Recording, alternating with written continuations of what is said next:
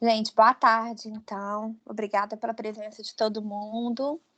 E hoje, então, a gente vai apresentar a segunda parte do protocolo de otite, que vai ter o foco no tratamento.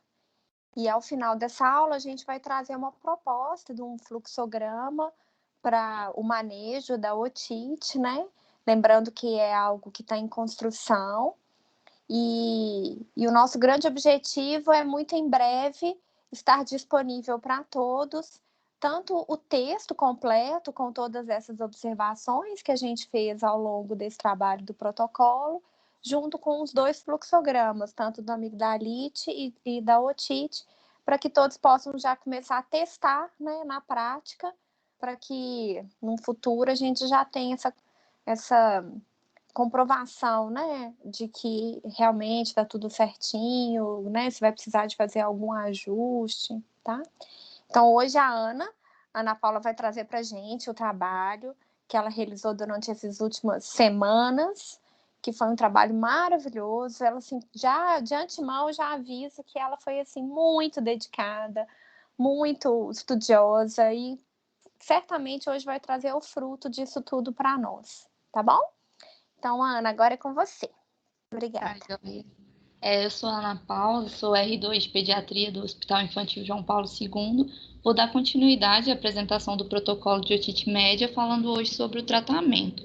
As residentes que colaboraram nesse protocolo foram a Camila, a Luciana, a Marina e a Patrícia, e as preceptoras foram a doutora Thalita, a doutora Bárbara e a doutora Mariana. Então, o foco do nosso trabalho é o tratamento da otite média aguda. Nós vamos falar sobre sintomáticos, o uso de antibióticos e o tempo de tratamento. Os sumários que a gente utilizou como fonte foram principalmente o UpToDate, o NICE, o Dynamed e a Academia Americana de Pediatria. E a nossa lista de desfechos, a gente considerou como desfechos críticos: evitar as complicações intracranianas e intratemporais, evitar a perda auditiva, evitar o uso indiscriminado de antibióticos e indução à resistência e promover a melhora clínica. Quanto aos desfechos importantes, nós consideramos reduzir os custos do tratamento e reduzir a ausência das crianças na escola ou dos pais no trabalho. Então, para introduzir a nossa apresentação, a gente trouxe algumas evidências do NICE, em que a otite pode ser causada por vírus ou por bactéria, lembrando que a causa mais frequente é por vírus. A distinção entre ambas é difícil e elas podem estar frequentemente presentes ao mesmo tempo. Os sintomas duram cerca de 3 dias, mas podem durar até uma semana. A maioria das crianças melhora dentro de 3 dias sem antibióticos, e os antibióticos fazem pouca diferença nos sintomas e no desenvolvimento de complicações. Os principais efeitos adversos da antibiótico-terapia são a diarreia e a náusea, e as complicações agudas, como a mastoidite, são raras. Relembrando agora um pouquinho da aula da Marina sobre diagnóstico, as causas virais mais comuns da otite são pelo vírus sincicial respiratório, pelo rinovírus, pelo adenovírus, e as causas bacterianas mais comuns são pelo Streptococcus pneumoniae, pelo Haemophilus influenza não tipável, que está associado à conjuntivite, e pela Moraxella catarrhalis. As causas bacterianas menos comuns são pelo Streptococcus piógenes, que pode estar associado à forma necrotizante, e o micoplasma. A gente deve sempre lembrar que nos casos de bebês febris com menos de 60 dias diagnosticados com otite, podem exigir avaliação adicional antes do início da antibiótico-terapia para evitar mascarar uma infecção bacteriana invasiva. Então, entrando agora de fato no tratamento, nós vamos iniciar com o tratamento sintomático. Essa tabela, ela traz para a gente as principais recomendações dos sumários quanto ao tratamento sintomático. A analgesia oral com paracetamol ou ibuprofeno, ela é recomendada fortemente pelos sumários e eles enfatizam muito o uso da analgesia oral. O NICE, por exemplo, ele dá muito mais ênfase à analgesia oral do que propriamente à antibiótico terapia. Isso porque a dor é o principal sintoma da otite e a analgesia é a nossa ferramenta, né, principal ferramenta no tratamento. Inclusive, ela faz parte de uma das estratégias de tratamento, que é o wait and see, que a gente vai ver um pouquinho mais para frente. Quanto aos anestésicos tópicos, o UpToDate ele recomenda os anestésicos tópicos como um tratamento alternativo nas crianças maiores de 2 anos que não têm perfuração do tímpano. O Dynamed ele refere que eles podem aliviar a dor a curto prazo e o NICE ele refere que eles podem aliviar a dor nos maiores de 3 anos sem perfuração do tímpano.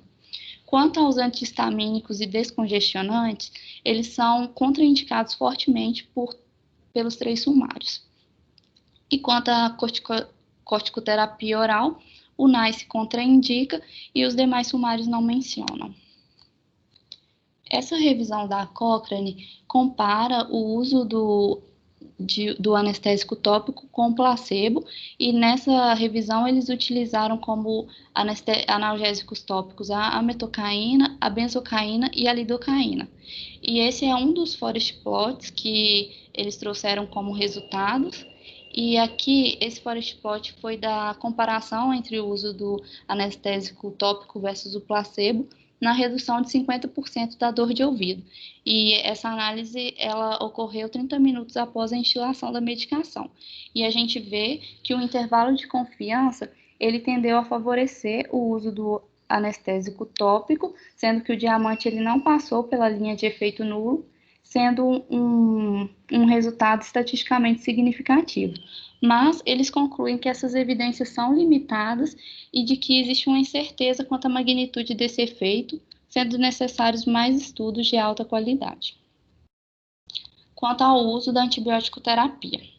Na otite, a gente tem 3 estratégias de tratamento, que seria o uso imediato de antibiótico, o não uso de antibiótico com a melhora espontânea e a observação vigilante, que é a mesma coisa do wait and see. A gente decidiu utilizar observação vigilante para não usar mesmo termos americanos. E a escolha da estratégia vai depender da idade da criança, da gravidade da doença e da preferência dos pais. O Dynamed traz algumas evidências com relação a essas estratégias. Como nível 2 de evidência, os antibióticos eles parecem reduzir a dor e ou a febre em 3 a 7 dias nas crianças menores de 2 anos com otite bilateral e naquelas com otorreia. Como nível 1 de evidência, a estratégia de prescrição observação vigilante reduz o uso de antibióticos e também de efeitos colaterais como diarreia, com pouco aumento na duração da otalgia. E como nível 1 de evidência, o uso imediato de antibióticos aumenta o risco de efeitos adversos.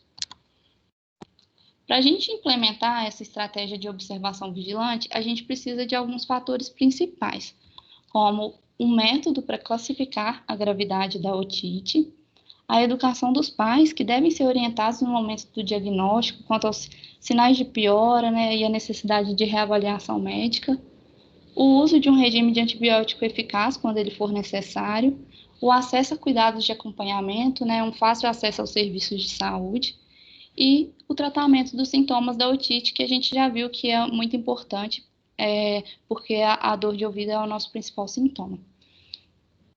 E então, quando essas advertências são observadas, a estratégia de observação vigilante pode ser uma alternativa aceitável em relação ao uso imediato do antibiótico para algumas crianças com otite não grave. Essa revisão da Cochrane, publicada em 2015, avalia os efeitos dos antibióticos nas crianças com otite. Para isso, eles avaliaram ensaios clínicos randomizados, que incluíram crianças de 1 mês até 15 anos, de ambos os sexos, comparando a antibiótico terapia com o placebo e o tratamento antibiótico imediato com a observação. Nesse caso, foi incluído a prescrição tardia de antibióticos, que é o que a gente chama de prescrição de backup, que é entregue aos pais no momento do diagnóstico, com a orientação de utilizá-la caso a criança apresente piora dos sintomas em 2 a 3 dias.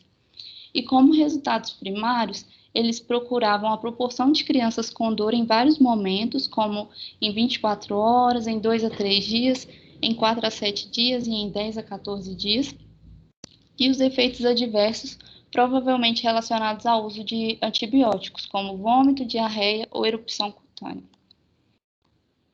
E esse é o forest plot do primeiro braço do estudo, que comparou o uso de antibióticos versus placebo em relação à dor 24 horas após o início do tratamento.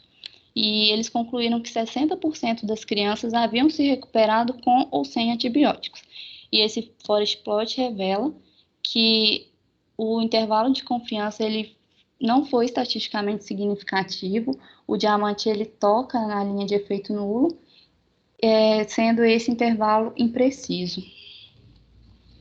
Ainda analisando o primeiro braço do estudo, com comparação de antibiótico versus placebo em relação à dor em 2 a 3 dias após o início do tratamento, eles concluíram que os antibióticos atingiram a redução de 30% no risco de dor em 2 a 3 dias.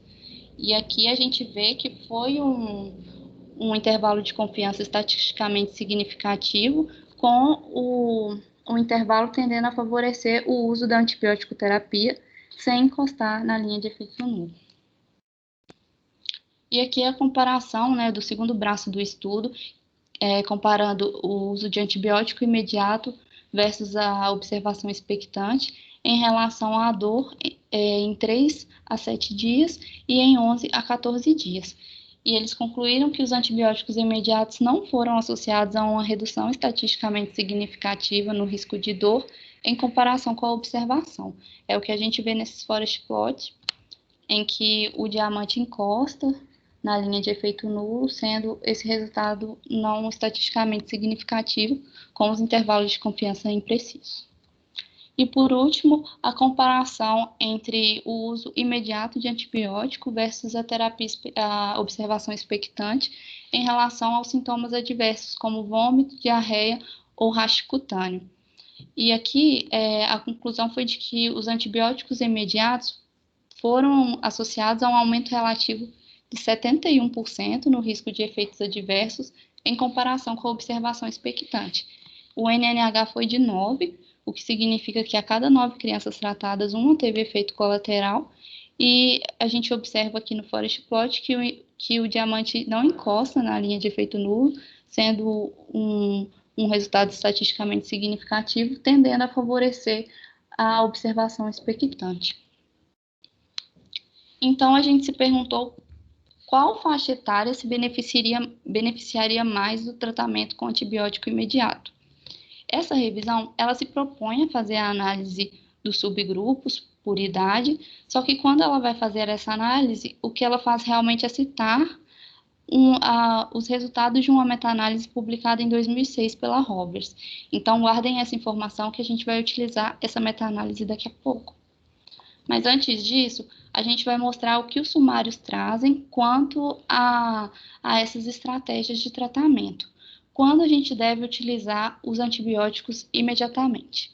Quando as crianças são menores de 6 meses, quando elas apresentam sintomas graves como otalgia persistente, febre alta, toxemia, quando elas têm dificuldade de acesso ao serviço de saúde, quando apresentam otorreia e naquelas com risco aumentado de complicações, como, por exemplo, malformações anatômicas. Em todos esses casos, a gente deve iniciar imediatamente com antibiótico terapia. Nas crianças maiores de 6 anos, a gente tem algumas divergências entre as recomendações dos sumários.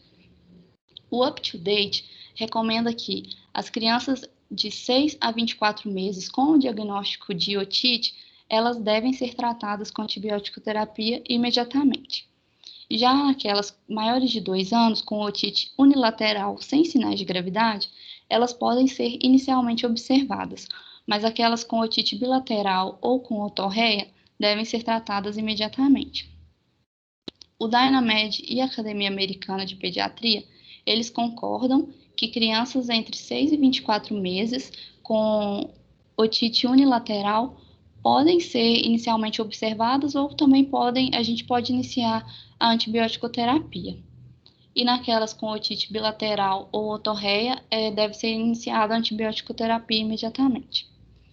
Nas maiores de 2 anos, com otite unilateral ou bilateral, a gente pode prescrever antibiótico terapia ou observar inicialmente.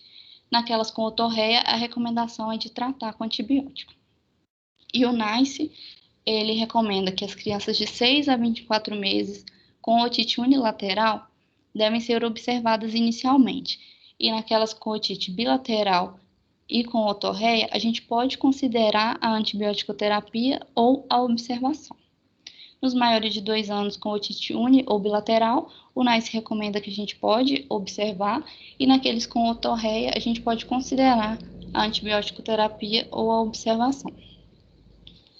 Então, as principais discordâncias entre os sumários foram as seguintes: a observação vigilante em menores de 2 anos, em que o UpToDate recomenda o tratamento imediato e os demais sumários, eles permitem uma observação inicial. E também quanto à otite bilateral nos maiores de 2 anos, em que o UpToDate recomenda o tratamento imediato e os demais sumários permitem uma observação inicial. Então, diante dessas divergências, a gente buscou na literatura como a gente podia solucionar esse problema. E aí a gente encontrou esse artigo da Rovers, que a gente citou no início da apresentação, e ele foi citado na revisão da Cochrane e também por todos os sumários, e a gente considerou um artigo importante no tratamento da otite. Ele foi publicado no Lancet em 2006, e aí a gente resolveu fazer uma análise mais aprofundada dele através do método de Grade. E aí a gente transformou aquelas duas divergências nas nossas perguntas pico. E aí a nossa primeira pergunta pico foi esta: a população seria as crianças maiores de 2 anos com otite bilateral, a intervenção seria o tratamento com antibióticos, o grupo controle seria placebo ou ausência de tratamento, e o objetivo é avaliar os benefícios do tratamento com antibióticos. E a nossa segunda pergunta pico foi a população foi de crianças menores de 2 anos com otite unilateral e sem sinais de gravidade. A intervenção foi o tratamento com antibióticos, o grupo controle foi a observação e o objetivo foi avaliar os benefícios do tratamento com antibióticos. Então, agora a gente vai fazer a análise do artigo. A pergunta pico do artigo foi a seguinte: a população era de crianças de 6 meses a 12 anos com diagnóstico de otite. A intervenção foi o tratamento com antibióticos, o grupo controle foi placebo ou ausência de tratamento, e o objetivo foi identificar crianças que se beneficiam mais e que não se beneficiam do tratamento com antibióticos. A gente considerou a pergunta pico como ok. Em relação aos termos de busca, o artigo não cita os termos de busca utilizados, e quanto ao banco de dados, eles utilizaram a Cochrane, o PubMed, o Embase e os simpósios internacionais sobre os recentes avanços da otite. Eles fazem busca nas referências dos artigos, não citam a literatura cinzenta e não têm restrições de idioma.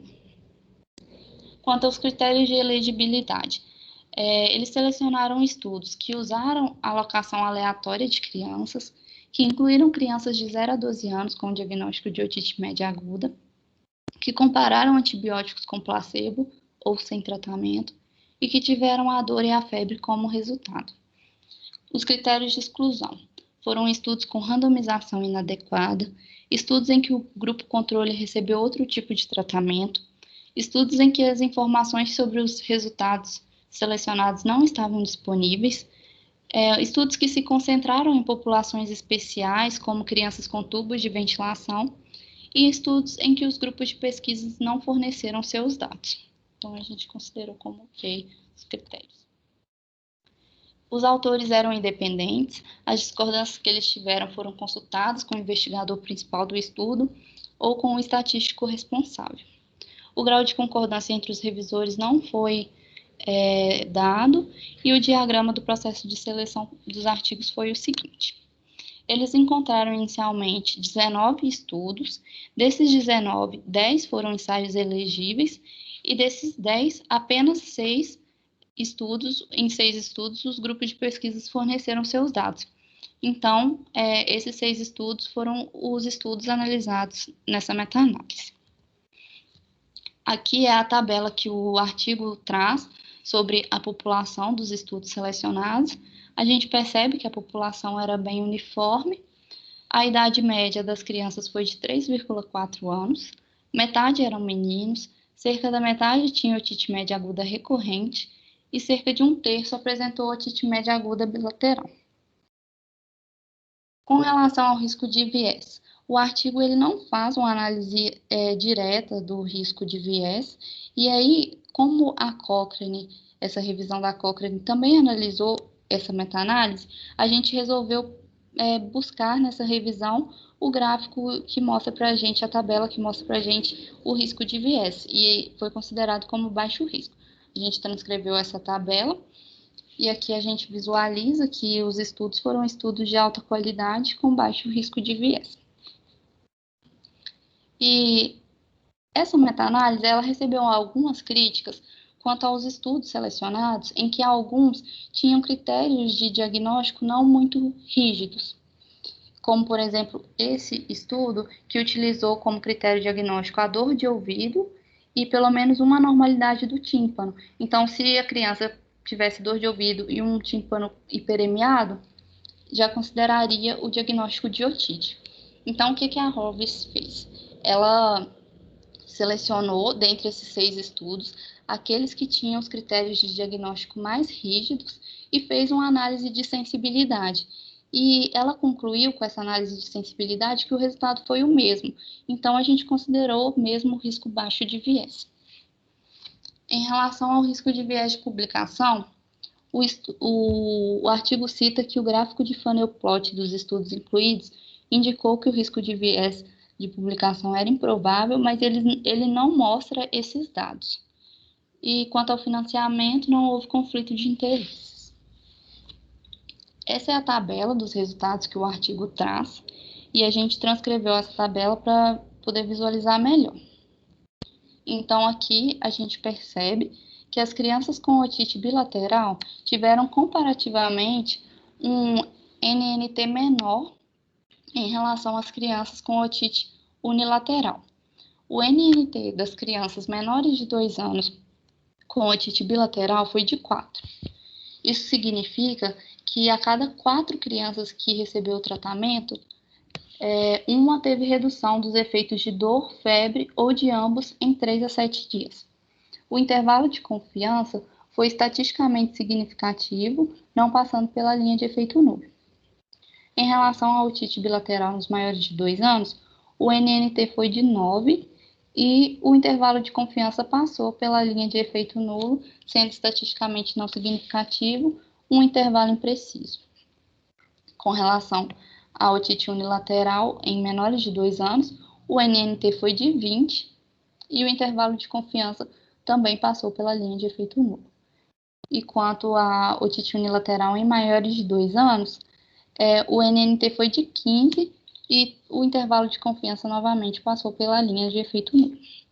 Então, a partir desses dados, a gente construiu a síntese da nossa evidência.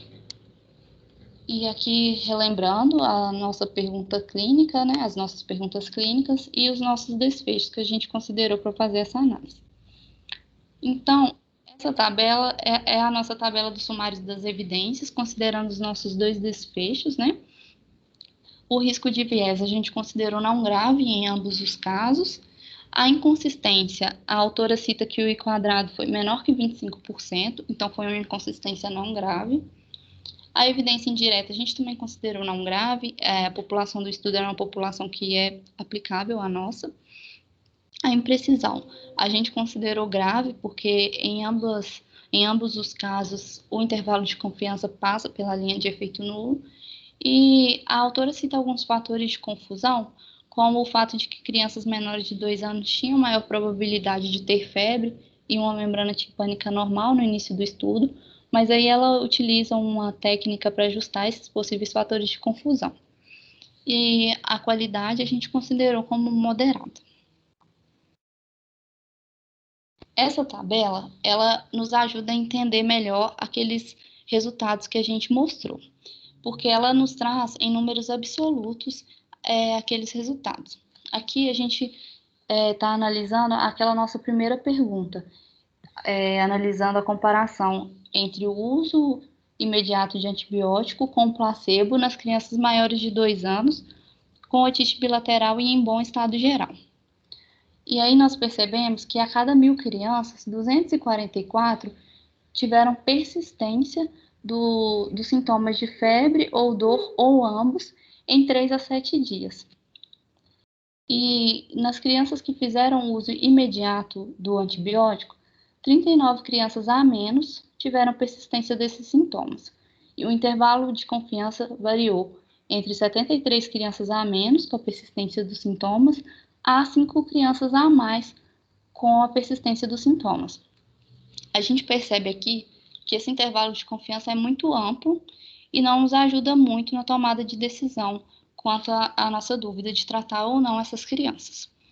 E aí, a gente resolveu então comparar esses dados com as crianças maiores de 2 anos com otite unilateral, porque nesses casos, os sumários concordam que elas podem ser observadas inicialmente. E aí a gente percebeu que os dados nesse caso foram muito parecidos com o primeiro. Aqui, por exemplo, as crianças que fizeram uso do antibiótico imediato, 21 crianças a menos tiveram persistência dos sintomas e o intervalo de confiança variou entre 39 crianças a menos com persistência dos sintomas a 3 crianças a mais com persistência dos sintomas. Então, a gente visualizou aqui que o desempenho do antibiótico nas crianças maiores de 2 anos não é tão bom assim e que seria possível a observação nesses casos de crianças maiores de 2 anos com otite bilateral.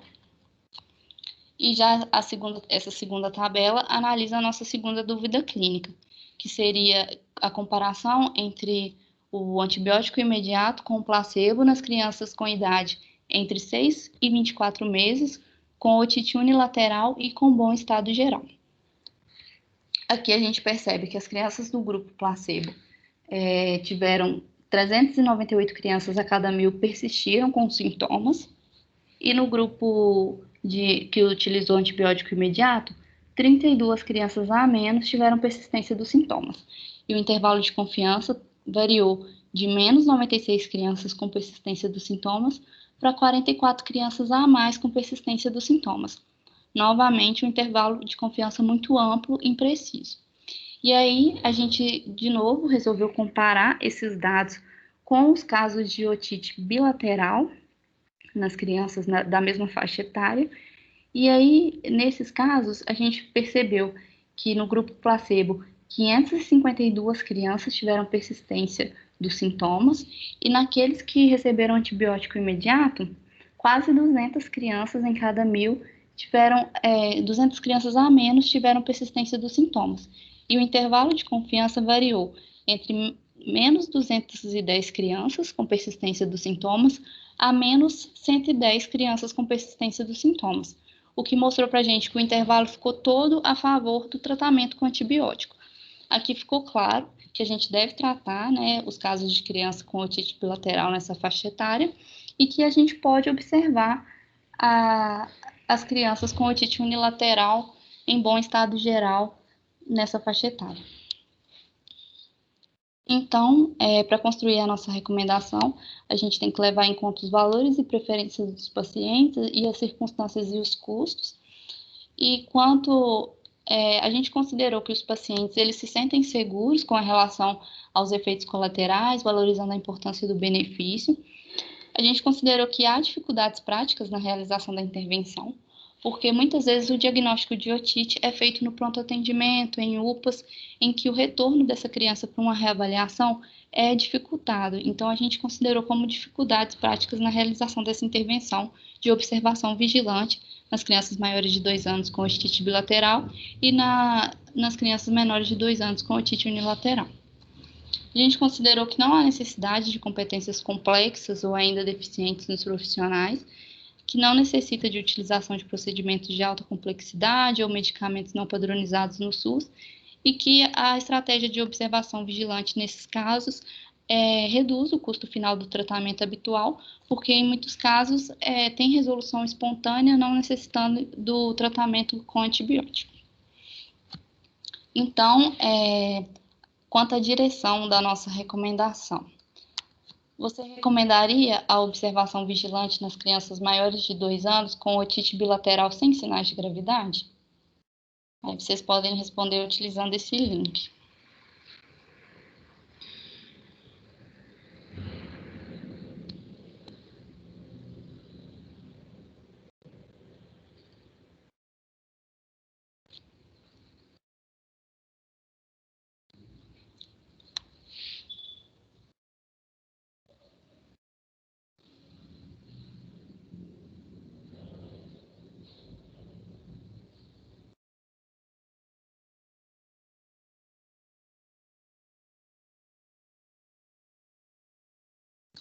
Então, acho que todo mundo concorda, né, com a observação vigilante nas crianças maiores de 2 anos com otite bilateral sem sinais de gravidade.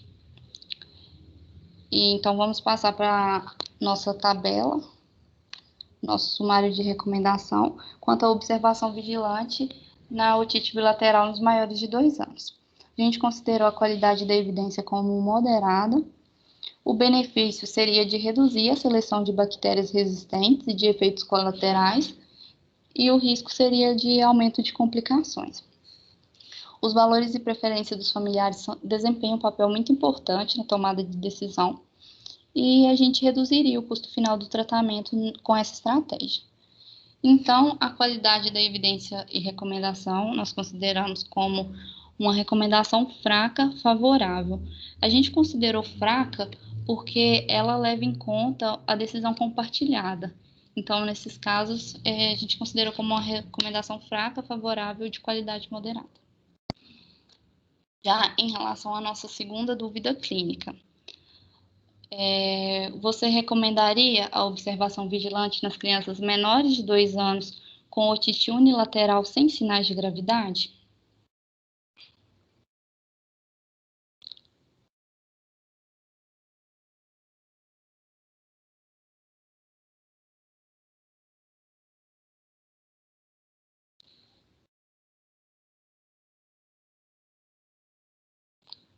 A maioria recomendaria, né, a observação vigilante nesses casos. Então, a gente vai ver aqui, isso, 75% recomendaria.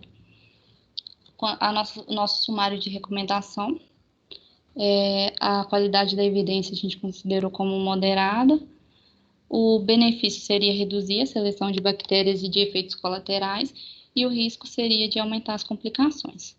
Novamente, os valores e preferências dos familiares desempenham um papel importante na tomada de decisão, e a gente reduziria o custo final do tratamento. Então, a gente considerou essa recomendação fraca favorável, com a qualidade moderada, porque nesses casos a gente também depende de uma situação em que as crianças possam retornar para serem avaliadas pelo médico, né? Então, a gente depende disso para poder fazer essa estratégia de observação vigilante. Por isso, seria uma recomendação fraca favorável. Então, a gente fez a nossa tabela, né, que seria a proposta de estratégia de tratamento da otite no nosso hospital. E aí, depois de analisar todos esses resultados, a gente considerou que as crianças menores de 6 meses com diagnóstico de otite devem receber tratamento com antibiótico terapia imediatamente. Nas crianças com idade entre 6 meses a 2 anos, com otite unilateral, a gente considerou que pode ser feito o atraso do início do antibiótico, mas desde que a gente assegure que essa criança possa retornar para ser reavaliada, por exemplo, no posto quando o diagnóstico é feito no posto de saúde, no consultório. Então, a gente pode atrasar o início do antibiótico, mas na impossibilidade dessa reavaliação, a gente já deve entrar imediatamente com antibiótico terapia. Nos casos de crianças maiores de 2 anos, com otite bilateral ou unilateral, a gente concluiu que o atraso do início do antibiótico pode ser feito, e naquelas crianças com otorreia ou com sintomas graves, a gente deve iniciar imediatamente a antibiótico terapia. A gente trouxe essa linha do tempo para contextualizar essas divergências que a gente encontrou na literatura, para a gente entender por que houveram essas divergências no início. Em 2004, a Academia Americana de Pediatria, ela orientava tratar todas as crianças com diagnóstico de otite menores de 2 anos. Em 2006, a Roberts publicou a meta-análise que a gente analisou, questionando o tratamento nos menores de 2 anos com otite unilateral e com bom estado geral. Em 2011, foram publicados no New England 2 RCTs que mostraram um maior benefício do antibiótico nas crianças menores de 2 anos. E aí, em 2013, o Hoberman fez uma análise desses RCTs e confirmou o maior benefício do antibiótico nessa faixa etária. E aí, no mesmo ano, a Academia Americana de Pediatria publicou um consenso indicando a observação nesses casos, com o adendo de que o Hoberman não concordava com essa indicação. Em 2019 e em 2020, o consenso italiano e o UpToDate consideraram esses novos estudos e sugeriram o tratamento nas crianças menores de 2 anos. E aí a gente concorda com essa indicação do consenso italiano e do UpToDate, mas a gente entende que nos casos das crianças menores de 2 anos com otite unilateral sem sinais de gravidade, que podem retornar para uma reavaliação médica, a gente pode sim considerar o atraso do início do antibiótico, mas diante de qualquer dúvida, a gente orienta o tratamento imediato. E aí, depois da análise do GRADE, a gente vai voltar para as evidências pré-analisadas. Quanto à seleção do antibiótico, o que os sumários trazem para a gente? O UpToDate recomenda o uso da amoxicilina quando não tem história de terapia beta-lactâmica recente, quando a criança não tem conjuntivite purulenta associada e quando não há histórico de otite recorrente. E ele recomenda a associação do clavulanato quando há terapia beta-lactâmica recente, nos casos de conjuntivite purulenta associado e no histórico de otite recorrente. O Dynamed, ele recomenda a amoxicilina nas crianças que não receberam amoxicilina nos últimos 30 dias, que não tiveram conjuntivite purulenta concomitante e que não são alérgicas à penicilina. E a associação do clavulanato deve ser feita nas crianças que receberam amoxicilina nos últimos 30 dias, nas crianças com conjuntivite purulenta simultânea ou com histórico de otite recorrente sem resposta à amoxicilina. E o NICE ele considera a amoxicilina como primeira escolha e orienta a associação do clavulanato nos casos de falha da primeira escolha, que seria o agravamento dos sintomas em 2 a 3 dias. Então, a gente considerou essas recomendações suficientes. Essa tabela traz para a gente as doses e também a posologia, né? E a gente observa aqui, olhando, parece que o NICE ele discorda das outras referências, mas quando a gente for analisar a farmacodinâmica da amoxicilina, a gente vai entender por que a gente também pode utilizar essa dose. Então, qual a dose de amoxicilina é melhor para tratar a otite? Para isso, a gente tem que responder as seguintes perguntas. Quais são os agentes etiológicos e o perfil de sensibilidade? Quais são os fatores de risco para eu pensar numa resistência aos antibióticos? E qual a farmacodinâmica da amoxicilina? Relembrando o início da aula, as causas bacterianas mais comuns da otite são pelo Streptococcus pneumoniae, pelo Haemophilus influenza e pela Moraxella catarrhalis. Para a gente vencer a resistência do hemófilos e da moraxella, a gente deve associar um inibidor de beta-lactamase. E nos casos do pneumococo com sensibilidade intermediária, a gente deve aumentar a dose de amoxicilina e ou diminuir os intervalos entre as doses. Esse estudo da Samantha, ele avaliou a distribuição dos sorotipos do pneumococo isolados de quadros de doença pneumocócica invasiva antes e após 7 anos da introdução da vacina conjugada 10-valente no Programa Nacional de Imunização Infantil no Brasil. E aí ela traz essa tabela com o perfil de suscetibilidade antimicrobiana do pneumococo nesse período do estudo. E aqui a gente pode observar o perfil de suscetibilidade do pneumococo não meningite à penicilina.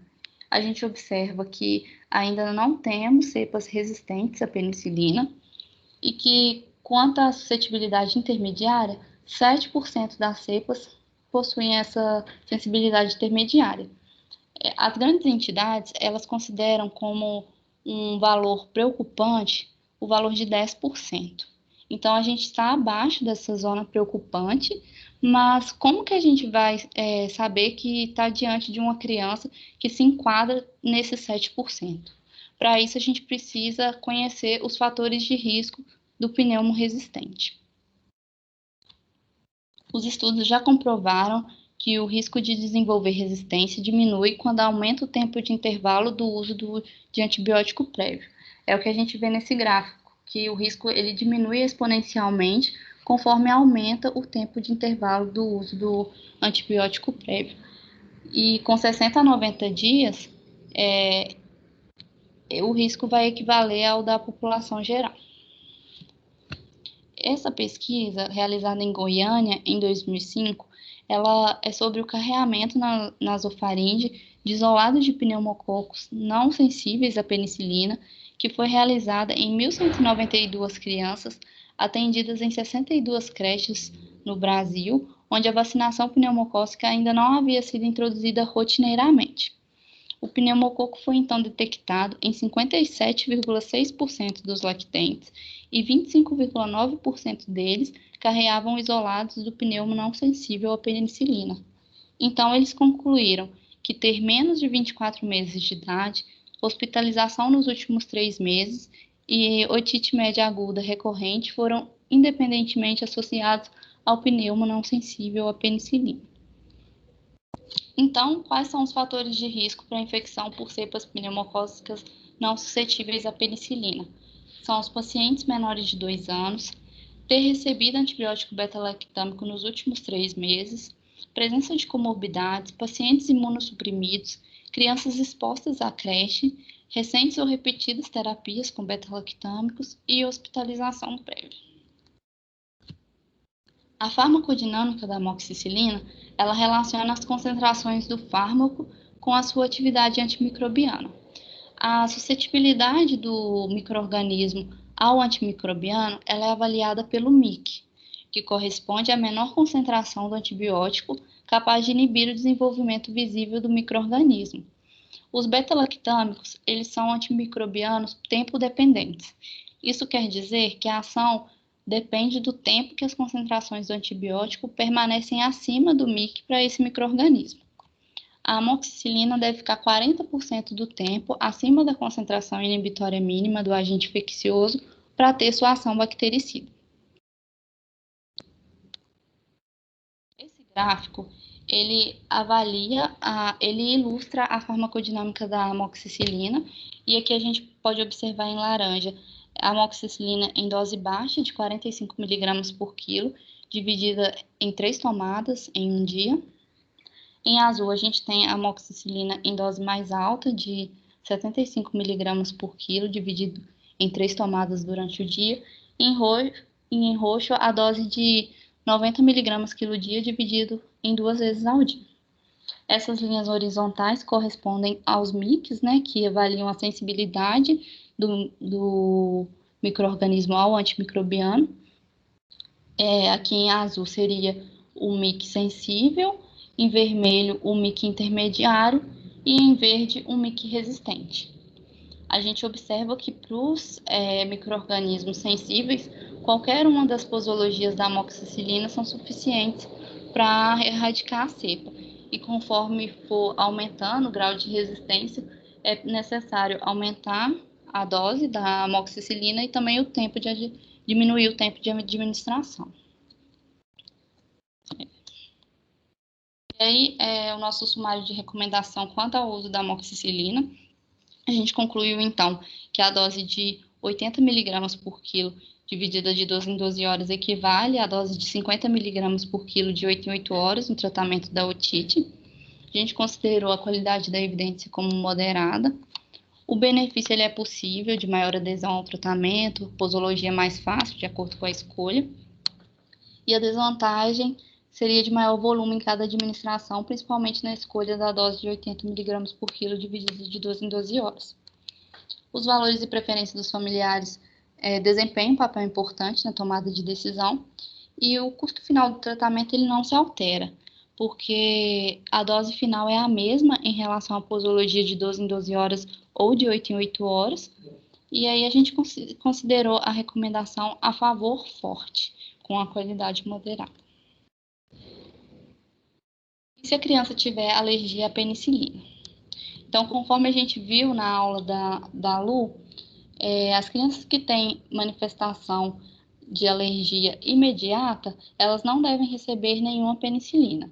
E naquelas com manifestações tardias, elas não devem receber penicilina se tiverem histórias de reações graves, como Steven Johnson, NET ou DRESS.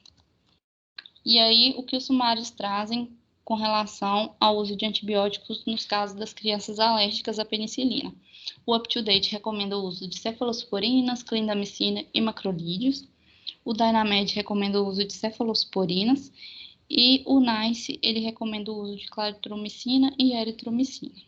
A gente considerou essas recomendações como suficientes. Aqui é a tabela das doses e do tempo de tratamento de cada opção de terapia nos casos de alergia à amoxicilina. E se houver falha terapêutica por adesão? Nesses casos, a gente tem a opção do ceftriaxone. Ele pode ser considerado como um tratamento de segunda linha se a otite inicialmente for tratada com amoxicilina e clavulanato, ou como alternativa de primeira linha se for falha do tratamento com a amoxicilina. A dose recomendada é de 50 mg quilo dia, uma vez ao dia, durante 1 a 3 dias, se o tratamento for inicial, ou de duração de 3 dias, se houver falha anterior ao tratamento. Esse artigo, ele recomenda, ele fez uma análise, né, do uso do ceftriaxona em 1 dia e em 3 dias, comparando os dois, e ele chegou à conclusão de que tratar 3 dias é melhor do que tratar 1 dia. Então, se a gente puder escolher, a gente deve escolher por tratar 3 dias. Mas lembrando que a gente deve utilizar o ceftriaxona apenas em casos específicos, porque é uma droga indutora de resistência bacteriana, então a gente não deve fazer prescrição indiscriminada do ceftriaxona, usar apenas em casos estritos de extrema necessidade.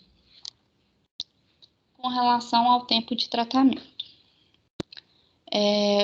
O UpToDate, ele recomenda o tratamento em menores de 2 anos com duração de 10 dias e nos maiores de 2 anos com a duração de 5 a 7 dias. O Dynamed recomenda nos menores de 2 anos ou nas crianças com sintomas graves o tratamento com a duração de 10 dias e naqueles com idade entre 2 e 5 anos com sintomas leve ou moderado, a duração de 7 dias. E nas crianças maiores de 6 anos, a duração de 5 a 7 dias. E o NICE recomenda a duração do tratamento de 5 a 7 dias. A gente considerou essas recomendações como suficientes. E este seria o fluxograma do nosso protocolo inicialmente. Diante de um paciente com evidência de processo inflamatório e ou infeccioso, com queixa de dor de ouvido, perda auditiva e irritabilidade, a gente deve realizar a otoscopia. Lembrando que em lactentes as queixas são mais inespecíficas, como febre, hiporexia, vômitos, diarreia, alteração do sono, puxar, esfregar ou segurar a orelha, choro excessivo. E é sempre importante avaliar se a luz do otoscópio está adequada, se a bateria está carregada, se a posição do paciente está correta e se o espéculo é do tamanho adequado. Então, durante a realização da otoscopia, a gente deve avaliar a cor da membrana timpânica, a mobilidade, se a gente tiver disponível um pneumatoscópio, e a posição, que, como a gente viu na aula da Marina, é o principal sinal para a gente fazer o diagnóstico, né? Que foi a membrana timpânica abaulada, foi o critério com maior likelihood, né? Que a gente percebe que comparando com os demais é muito maior. E aí, diante do diagnóstico sugestivo de otite bacteriana, a gente deve procurar os critérios de tratamento imediato, se eles estão presentes, que seria crianças menores de 6 meses, crianças com otorreia, nesses casos sempre procurar descartar otite externa, e as crianças com pelo menos um sintoma grave. Então, em qualquer um desses critérios, a gente deve iniciar a antibiótico terapia imediatamente. Nas crianças com idade entre 6 e 24 meses, com otite bilateral, a gente deve iniciar a antibiótico terapia imediatamente. Mas naquelas com otite unilateral, se for possível assegurar uma reavaliação, a gente pode fazer observação vigilante ou fazer uma prescrição de backup. Na observação vigilante, a gente deve reforçar aos pais que aguardem 48 horas para que os sintomas se resolvam antes de procurar um novo atendimento. E no caso da prescrição de backup, a gente deve orientar os pais a não utilizá-la, a menos que os sintomas não melhorem após 2 a 3 dias da observação. E se não for possível assegurar essa reavaliação, a gente deve iniciar imediatamente com a antibiótico terapia. E já nas crianças maiores de 2 anos, tanto na otite uni quanto na bilateral, a gente pode fazer estratégia de observação vigilante e prescrição de backup. Então, se a antibiótico terapia for indicada, a gente deve avaliar se o paciente apresenta secreção ocular ou demais sintomas de conjuntivite associado, porque isso vai modificar o tratamento, né? Como a gente viu, deve se associar ao clavulanato. E assim, a gente deve ver procurar as peculiaridades do paciente para a gente indicar o tratamento mais ideal para ele, a melhor dose, se o paciente tem alergia ou não à penicilina, e procurar o melhor tratamento possível. Então, é isso, obrigada, boa tarde para todos.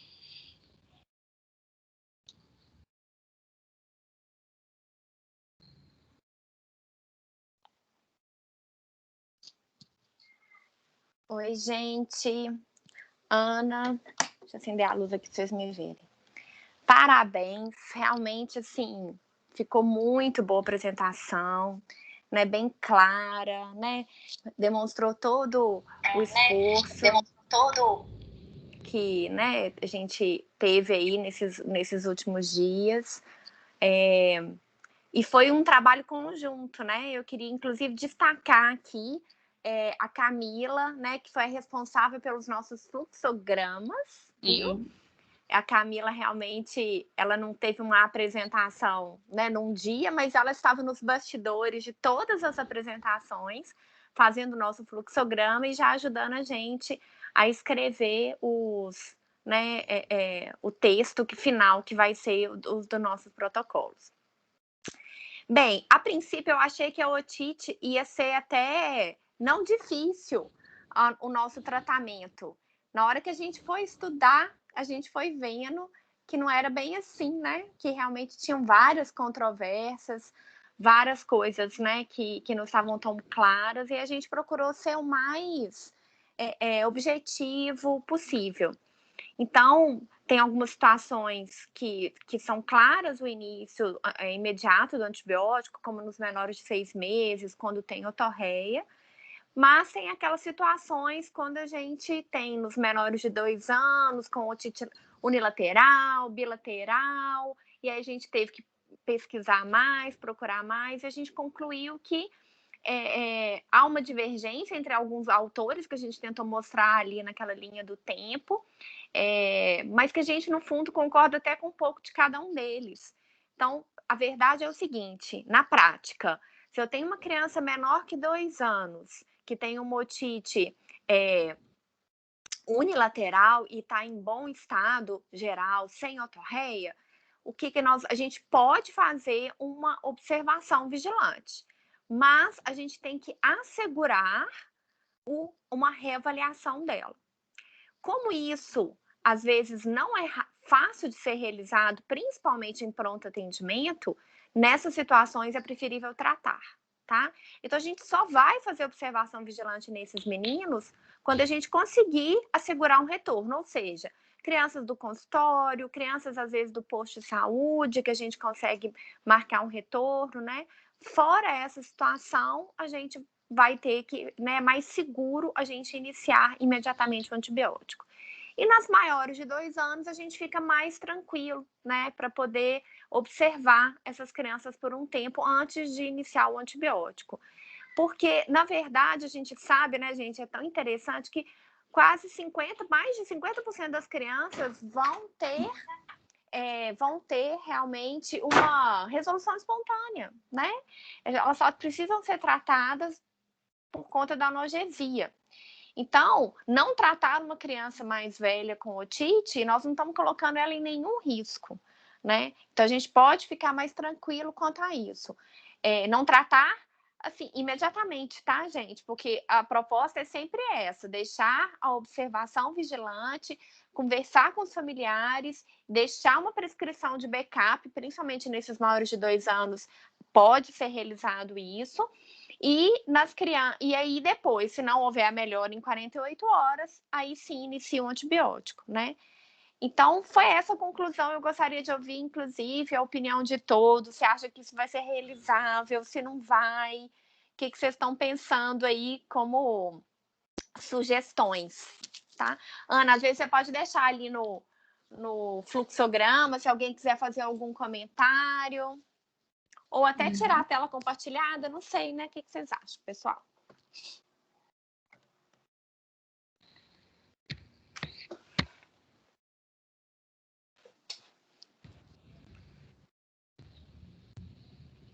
Alguém quer fazer alguma pergunta? Tá com alguma dúvida?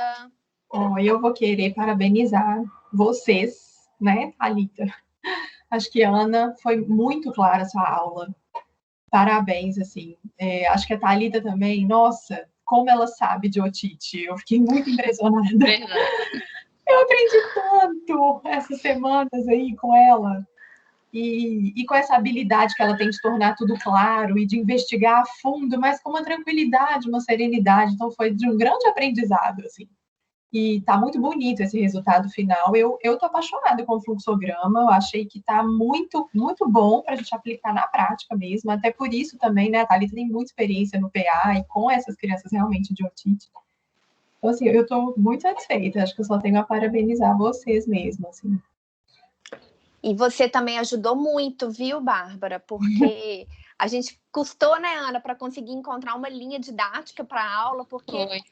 a gente ia voltar, o que a gente fala primeiro? Primeiro sumário, primeiro essa revisão. Não, aí a Bárbara chegou, orientou, falou, não, gente, vamos fazer assim. E aí foi ótimo, ajudou a gente demais. Muito obrigada pela colaboração. E a Mariana eu queria agora falar também... desculpa, querida. Só queria falar da Mari Decô também, que agora, nesse finalzinho, ajudou a gente demais com esse fluxograma, né? Ajudou, assim, e ainda vai ajudar, certamente, mas que também foi fruto de um trabalho bem bacana, né? Que ela ajudou a gente a fazer com esse diagnóstico. Eu queria só parabenizar também pelo tanto que vocês conseguiram sintetizar a aula, né? Ela estava enorme, é um número de informações gigante. Eu acho que aqui também vale a observação que eu fiz para a Letícia na aula de mais cedo, que parece que está super fácil essa conclusão, né? Mas que foi um volume gigantesco de coisas. A Ana estudou muito, tinha muitos slides, né? E a gente foi tentando condensar, eu achei que ficou elegante demais. Olha, vocês fizeram em também 45 minutos a apresentação, acho que foi muito elegante, assim, parabéns. Foi difícil tirar os slides, né? A gente ficava com esses slides. Dá uma dó, né? Os slides estavam lindos, Eu falava, deleta, mas salva eles, salva aí, que vai que a gente muda de ideia. Realmente, dava para fazer umas 3 aulas com tantos slides que a gente tinha no início, né? E aí, quero escutar comentários. Quero Érica. Érica fez uma contribuição também muito interessante. Ela me mandou o protocolo da Sociedade Brasileira de Otorrino, falando um pouquinho, né, sobre... E eu acho que a Érica também estava muito preocupada da nossa indicação de antibiótico, né, para a gente começar com um espectro mais restrito, né, da amoxa, para não ficar usando demais a amoxa com clofulanato, né? Érica, conversa aí e conta pra gente o que você achou. Thalita, primeiro parabenizar vocês, né? Aliás, todo essa iniciativa dos protocolos, eu estou super satisfeita também. O que eu mais admiro é a capacidade dos frutos que saem desses protocolos, né? Então, sai sempre um fluxograma, e aí eu até invejo, porque até hoje eu não consegui gerar o meu de febre. Ah, já gerou sim, só tem que ajustar, preocupa não. O problema é tempo, né, Thalita? Agora, vamos ver se, acabando esse protocolo, quem sabe você não me ajuda? Você está lá no PA, né? Com certeza. O Yuri também se animou de rever para a gente colocar em prática o protocolo de febre sem foco também. Eu gostei muito de todos os slides, o que eu mais gostei foi aquele, eu não consegui pegar referência, mas está lá na pastinha lá que você compartilhou comigo, vou catar ele lá, que é aquele que fala daquela curva, e dependendo se é sensibilidade suscetível, resistência intermediária ou resistência, e as doses de acordo com o intervalo. Achei fantástico. Aquele gráfico colorido? Isso, que fala que tem aquelas curvas. Gostei muito dele, eu quero ler aquele artigo. Realmente achei muito bom. Eu fiquei só com uma dúvida, Thalita, aqui eu até tirei uma foto, porque eu não ia conseguir lembrar. Na parte que a Ana fala do... Ixi, eu tirei a foto e está apagado. Aqui. Agora ficou bom. Ceftriaxone. Ele coloca assim, ela colocou assim, até ela coloca como referência, acho que é o Lebovitz. Sim, esse artigo ela colocou só a capa dele. Aí ela coloca assim, pode ser considerado como tratamento de segunda linha, se otite média aguda inicialmente tratada com amoxiclavulanato. Ok, aí não vem minha dúvida, não. Aí que vem minha dúvida. Ou como alternativa de primeira escolha, se fala do tratamento com amoxicilina. Isso me incomodou um pouquinho, porque a gente está pulando amoxiclavulanato aí, né? Será que já é direto para o ceftriaxone? E não é esse conceito que eu tinha, não, sabe? Verdade, eu acho que talvez tenha sido um erro de redação mesmo, sabe? Porque qual que era a nossa intenção? Era colocar aqui, se a falha terapêutica aconteceu por falta de adesão, aí você poderia considerar uma droga injetável. Porque a gente sabe... aí entra a palavrinha adesão para nos ajudar. Por quê? Às vezes a gente tem mesmo aquela criança que não consegue tomar um antibiótico oral, né? Ou então que a família está tendo uma dificuldade, assim, você não confia na família, né? Já aconteceu o caso para mim da criança já ter tido tratamentos anteriores de otite, e aí chegou para mim em condições super precárias, como se diz, acho que não tem nem geladeira em casa para poder dar uma amoxicilina com clavulanato. Então, a gente optou por fazer um ceftriaxone M, que a gente ia ter a garantia de que aquele menino ia ser tratado. Nesse caso em especial, eu fiquei segura, porque eu dei uma dose e ainda pensei assim, ok, tomara que uma dose funcione, né? A gente tem um respaldo para usar uma dose, sabendo que 3 doses é melhor. Mas eu ainda falei assim, tomara que uma dose funcione realmente, porque o paciente nem ia voltar, porque a mãe não tinha nem condições de voltar. Então, só nessa situação, sabe, Érica? Mas eu acho que na forma de redigir, você tem razão. Na hora que a gente for escrever o texto, nós vamos ter mais atenção, porque senão dá essa dúvida mesmo. Você tem razão. Eu realmente achei estranho. Mas, e a outra questão, que eu até mandei aquelas diretrizes da Sociedade de Otorrino, é porque eu não concordei com as diretrizes. Você viu lá, né? Eles dão ênfase no cefuroxime, e antigamente existia essa recomendação, realmente. Eu lembro que na diretriz antiga de otite média aguda, da Sociedade Brasileira, que inclusive eu não achei no site mais, pelo menos não tem numa formatação ou atualizada, eles colocavam a cefuroxima, o acetilcefuroxime como uma segunda opção, ou até como uma terceira opção. Então, era amoxicilina, amoxiclavulanata e tentava acetilcefuroxime antes de ir para o ceftriaxone.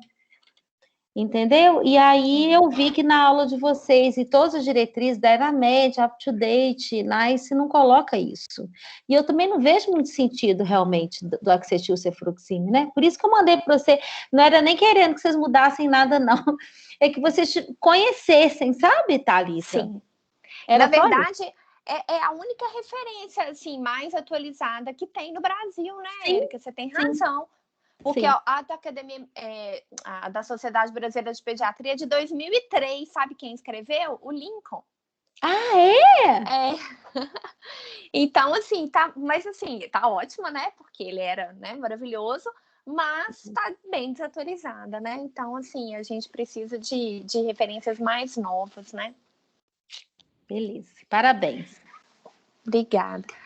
Marcão, você tá aí?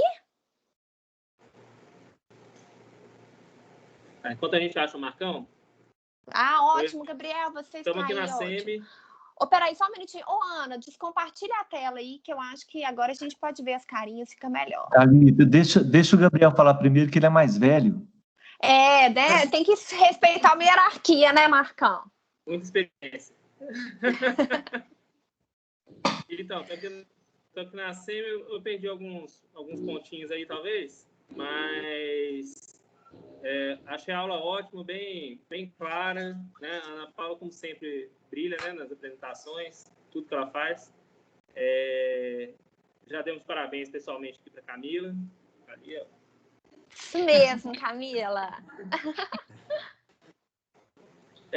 Eu fiquei com... Acho que a primeira dúvida é essa questão da criança frequentar creche, se a gente deve utilizar isso como um fator de risco para resistência, né? A gente está usando um artigo pré-vacinação, né?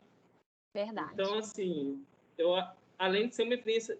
Já era uma evidência indireta, né? Importante. Né? Tá, beleza. As crianças estão carregando germes que possivelmente são resistentes, mas será que se eu tratar elas clinicamente, né, eu vou falhar em todas, né? Quantas que eu vou ter um efeito adequado, né? Então, eu acho que é uma evidência de muito baixa qualidade, já de cara, assim, né? Já era baixa na época. Acho que a gente gostaria de ter uma evidência, tá?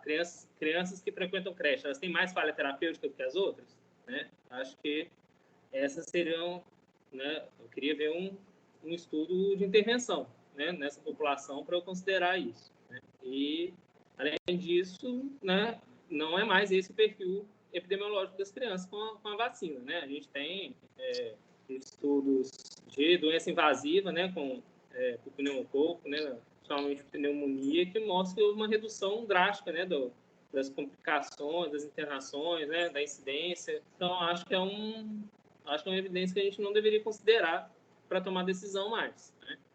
E outra coisa que eu fiquei na dúvida, né, é a questão do tempo do antibiótico prévio, né? O quanto que eu aumento o risco de falha terapêutica. A gente tem essa resposta. Também é evidência muito indireta, né? Então, são situações assim bem complicadas mesmo, que a gente tem que ficar investigando para tentar encontrar de onde que o pessoal tira essas referências, né? Então, você olha lá no DynaMed, no UpToDate, eles colocam no tópico específico do pneumo resistente né, com sensibilidade reduzida à penicilina, aí ele coloca esses fatores de risco. Mas na hora que você vai ver as referências, são essas, né? E era vacinal. Então, isso sempre me incomodou também, Gabriel. Acho que a gente precisa, sim, rever isso. O danado é que a gente não tem estudos, né, para nos basear e ir contra essas referências. Concordo que já são evidências indiretas, nós estamos falando de aumentar, por exemplo, no caso da creche, aumentar os carreadores. Ok, tudo bem, é fator de risco frequentar a creche, você ser mais portador de pneumonia. Mas será que ele necessariamente vai ser o agente causal ou se ele vai ser resistente à penicilina? Não sabemos, principalmente na era vacinal, né? Eu acho que é uma dúvida muito maior do que em relação ao uso do antibiótico, porque isso aí já tem estudos mostrando mesmo essa questão da indução da resistência. Ok, nós vamos falar de estudos in vitro, falando da característica do patógeno ser mais resistente à penicilina. Não tem estudos dizendo se houve falha terapêutica na clínica, né? Ou seja, na vida real, na hora que eu uso o antibiótico, eu falhei mais. Não encontrei estudos. Na verdade, tem um estudo da Cochrane que compara tempo de uso, assim, se usa uma vez ao dia, se 2 vezes ao dia, mas, assim, na parte mais clínica mesmo, mas não tem a resposta em relação aos fatores de risco para o pneumo. Eu fico na dúvida se a gente deve usar como referência também, sabe? Mas também não tenho resposta para te dar. Acho que ainda aquela história, né? Na falta de evidência, como é que a gente lida? Com os estudos de pior evidência que a gente tem, né? Não sei. Então, compartilho essa dúvida com vocês também, porque eu tenho essa dificuldade. Não sei o que as meninas acham a respeito disso. Thalita, vou rapidinho, é bem rápido mesmo. Eu achei excelente o questionamento do Gabriel, até coloquei no chat, e isso sempre me incomodou. E concordo com tudo que você falou, e na minha prática eu não tenho considerado isso, sabe por quê? Considerando aquilo que a gente já sabe da otite, né? Que, em geral, a maioria vai resolver sozinha, não é uma infecção tão grave, então se eu posso observar, se é uma família que eu tenho confiança, eu considero não considerar isso dentro da minha escolha terapêutica e bancar uma possível falha e uma mudança na minha terapia. É o que eu tenho feito, sabe? Em relação a esse fator. Eu acho muito frágil essa recomendação de creche, sabe? Mas, enfim, é uma coisa, é algo que é pessoal mesmo, sabe? Mas, para falar a verdade, nós não mudamos a nossa conduta pensando nisso, né? Nós colocamos lá 2 opções para o uso da amoxicilina, porque aí, no caso, nós vamos falar especificamente da amoxo, que é o pneumo, né? Nós colocamos a dose de 50 de 8 em 8 e a dose de 80 a 90 de 12 em 12. Nós nem colocamos a possibilidade das altas doses, que seria a de 80 a 90 de 8 em 8, tá? Justamente pensando que para otite nós não estamos lidando com casos graves. É diferente da pneumonia, né? É diferente né, de uma outra patologia, que, por exemplo, houve falha terapêutica. Então, nós nem consideramos isso. Nós explicamos só, para falar a verdade, a gente quis contar um pouco da farmacodinâmica, quis contar um pouquinho do perfil do pneumo, justamente para que a gente tivesse maior tranquilidade em usar essas doses habituais, tá? Que a gente, né, mais uma vez, considerou como doses com farmacodinâmica semelhante, com desempenho farmacodinâmico semelhante a essas 2 dosagens. Beleza. Eu acho que é isso, né? Frente a uma doença, muitas vezes autolimitada, né? Eu tenho tempo, inclusive, de correr atrás de uma falha terapêutica, né? Uma evidência de muito baixa qualidade, eu acho que deve prevalecer o princípio da hipótese nula, né? Não foi provado que fazer diferente é melhor. Né? Então, acho que é isso.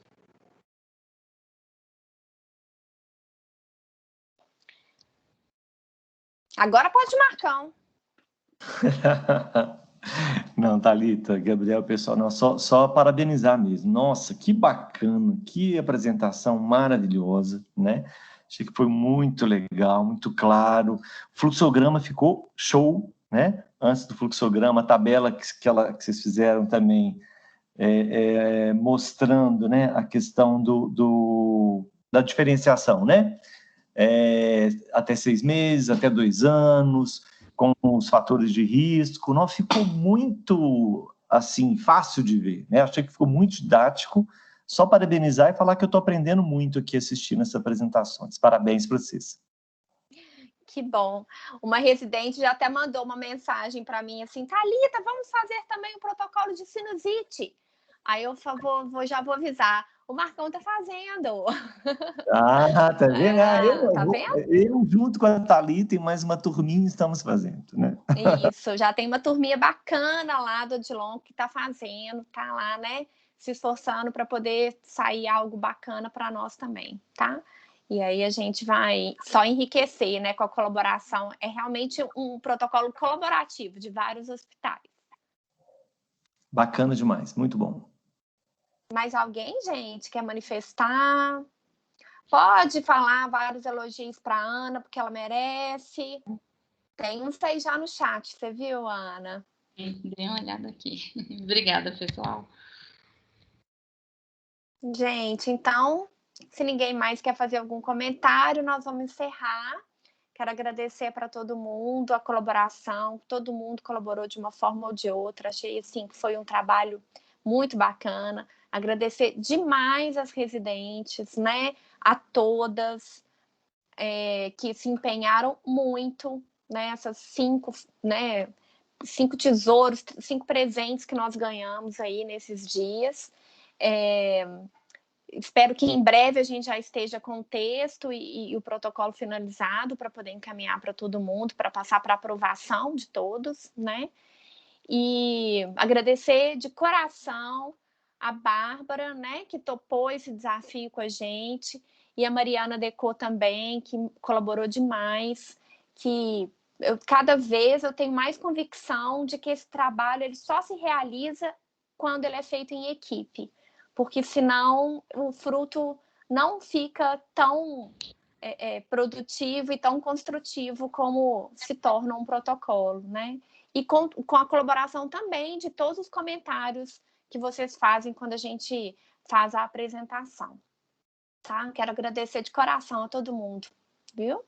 E me colocar à disposição, se alguém tiver alguma dúvida, alguma sugestão, alguma crítica, estamos super abertos.